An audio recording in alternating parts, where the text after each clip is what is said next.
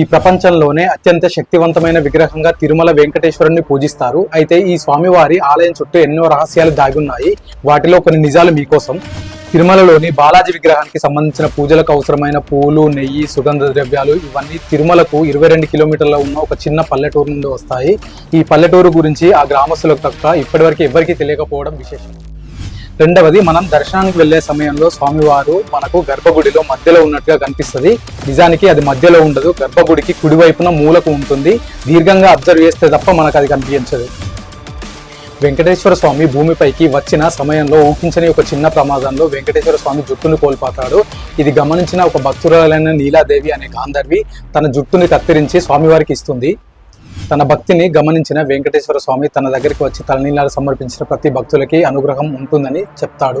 నాలుగవది, గర్భగుడిలో ఉన్న శ్రీవారి విగ్రహం వెనుక నుండి మనకి సముద్రపు ఘోష వినిపిస్తూనే ఉంటుంది. ఇది దగ్గరలో ఉన్న అర్చకులు తప్ప వేరే భక్తులకు వినడానికి అక్కడ అవకాశం లేదు. ఐదవది, ఇప్పటివరకు అర్చకులకు కూడా అర్థం కాని విషయం ఏంటంటే గర్భగుడిలో ఉన్న స్వామివారి విగ్రహము ఎన్నిసార్లు తుడిచినా తేమగానే ఉంటుంది, ఎంత ప్రయత్నించినా పొడిగా అవ్వట్లేదు. అది వాళ్ళకు కూడా ఇప్పటివరకు అంత చక్కని విషయంగానే ఉండిపోయింది.